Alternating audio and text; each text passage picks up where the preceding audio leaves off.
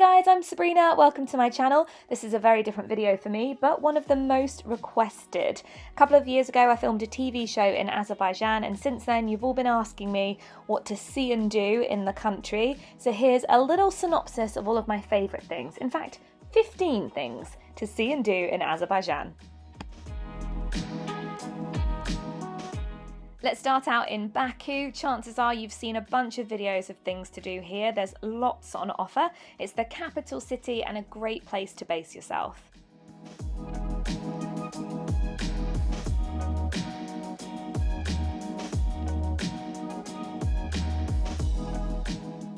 Though it's a very modern city, in my opinion, it's the old town that holds all the charm.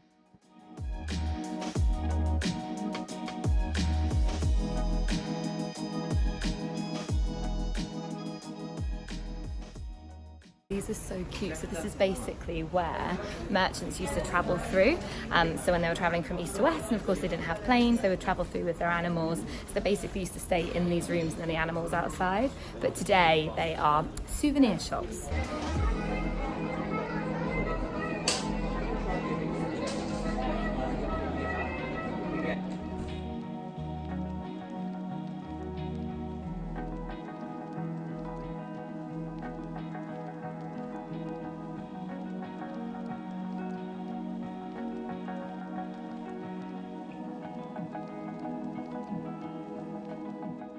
Whilst in the old town, it's also a great idea to visit the Maiden Tower. This is a 12th century UNESCO World Heritage Site, and the top offers incredible views of the city.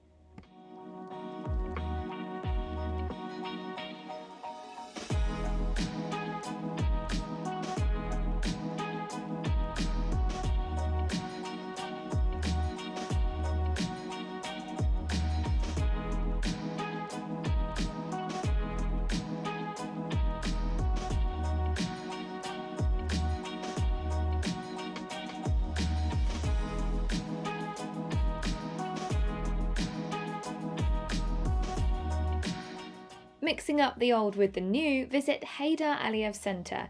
The center's architecture is nothing short of breathtaking with its floating, wave-like design. If you have time, there's often exhibitions displayed outside for free.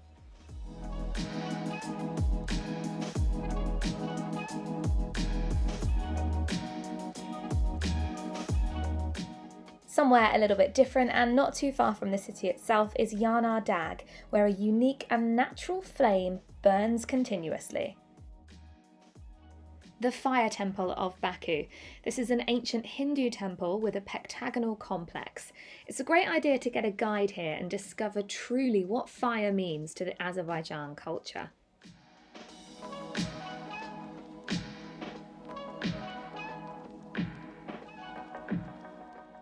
Next stop, the mud volcanoes. Azerbaijan has the most mud volcanoes in any country. In fact, 350 of the 700 in the world are in Azerbaijan.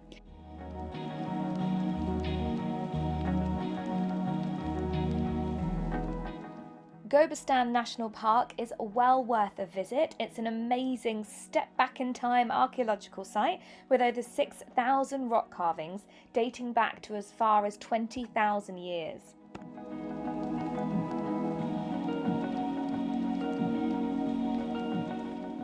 Moving on now to the region of Ganja, and here you should visit Goy Imam Mosque. The stunning architecture really does take your breath away, and don't be startled if outside somebody gifts you chocolate or sweets. It's their way of wishing you good health and prosperity.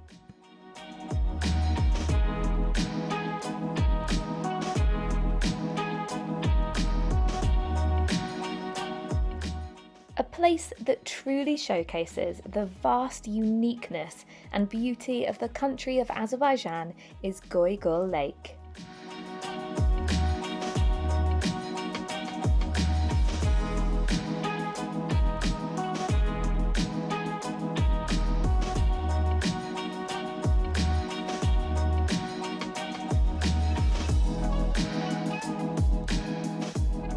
This is the Sheki summer house.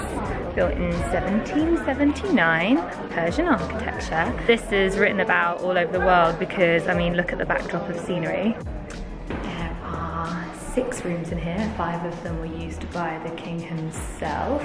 His name was Muhammad Mustafa Khan, and he was also a poet. And the whole idea behind this place and the reason why it's so famous throughout the world is because so many poets travelled here, because the building itself is so gorgeous. But also the setting is so amazing, which really is beautiful. So yeah, the king was a poet. He decided to mix his poetic flair with his summer house build. For something different entirely and unique to Azerbaijan, head to the Naftalan Petroleum Spa. Here you can have a 10-minute heated crude oil bath.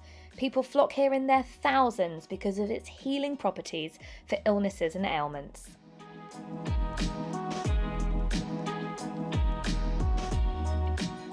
From the region of Ganja, travel to Sheki, and your first stop here should be a traditional sweet shop. You can sample some of the most delicious halva in the world. And if you're lucky, you can take a trip downstairs to see just how they make it.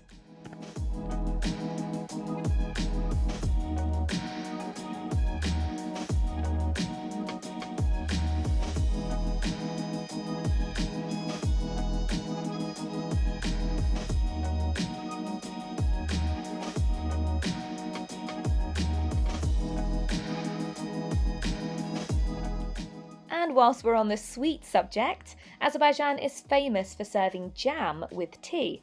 Though it's not regional specific, it's definitely something to be added to your list of things to do.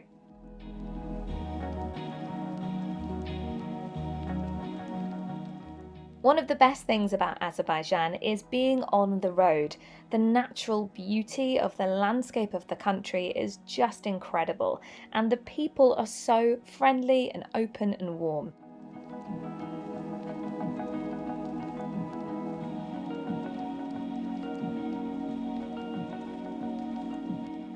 On one of our car journeys, we actually drove past a makeshift outdoor restaurant, and though it was cooked on an open fire in the middle of nowhere, this meal was the best I ate in Azerbaijan.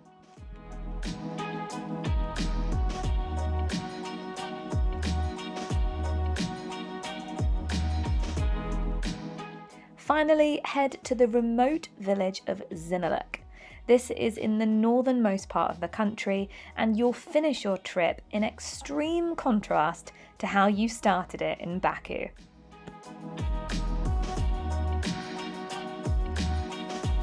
So I'm in the village now.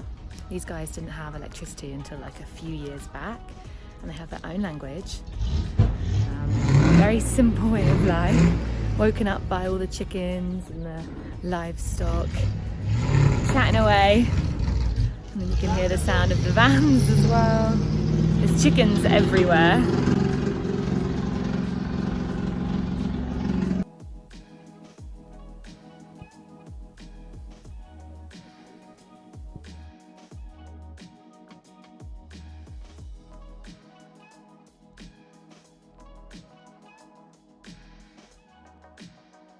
This is so nice. There was a lady making some tea as I was walking around filming, and now she's making tea for like us and the whole entire crew. How nice is that? So they make it in this little like makeshift stove, and that's the teapot on top. I love that. Like, we're coming into their village and like filming their everyday life, but then she's just making us tea and embracing it. I think that's so sweet.